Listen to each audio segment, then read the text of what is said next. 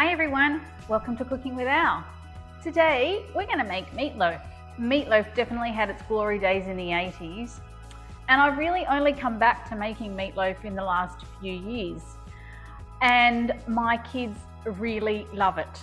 I asked them for their feedback and they said it is super juicy and full of flavour, so it's definitely a winner in our house. Of course, one of the secret ingredients is the flavour-packed stuffing mix that I also use in the sausage rolls. The perfect combination of herbs that give the meatloaf a very lovely flavour. Now this meal is also freezable, so if you cook it, then you can save the juices that come out of the meatloaf during the cooking and freeze it in those juices, and then just defrost it on the day you want to eat it and pop it in the oven. Covered in foil maybe, bring it up to heat, serve it with some mashed potato and some vegetables. Dinner's on the table in no time at all. Anyway, let's get cooking. Okay, let's start by prepping the vegetables. Peel your carrot and chop off the narrow end. Then using a fine grater, grate up your carrot and set it aside. Peel the garlic and grate that as well. Now cut the ends off your onion. Then remove the skin, then using the grater, grate up your onion.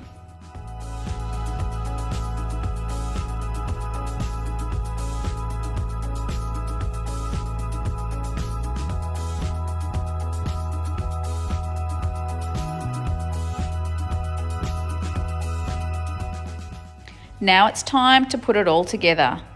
In a large mixing bowl, add your minced meats. I'm using turkey mince and beef mince here.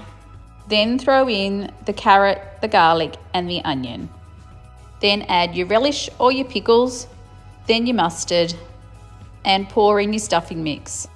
And finally, add the egg and the Worcestershire sauce. Now it's time to get in, use your hands and give it a good mix. You need to work the proteins into your mincemeat to get it nice and tender. You'll know it's done when the mixture is sticky and it likes to cling together.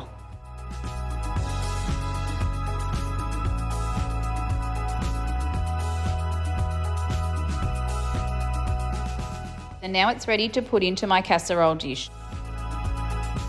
I like to put my meatloaf in the middle of my baking dish, not touching the sides. I do this so that I can get the basting sauce right down to the bottom edges of my meatloaf.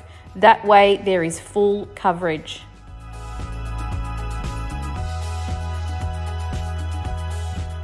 Speaking of that delicious basting sauce, let's get onto it.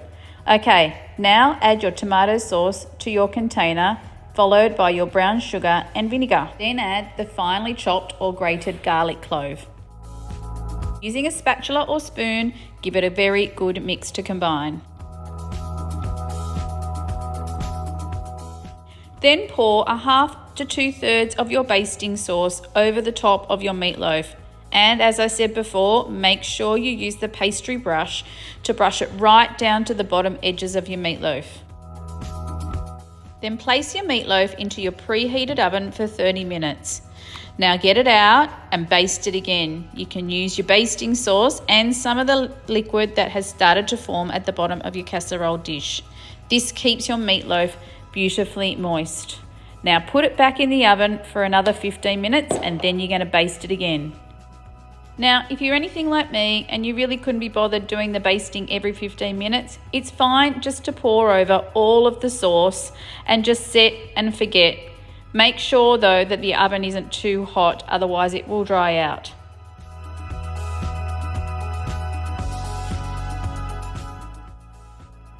Okay, so my meatloaf's got about 20 minutes to go, but I just wanted to show you all those delicious juices that are pooling at the bottom of my casserole dish.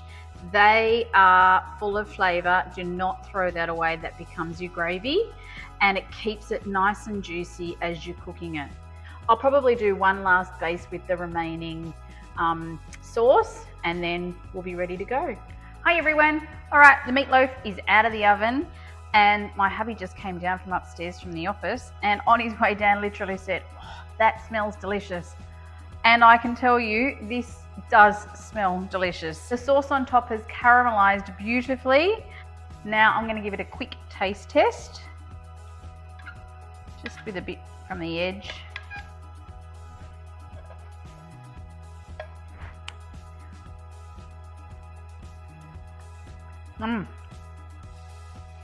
That is very, very nice. I can't wait to dig into that tonight.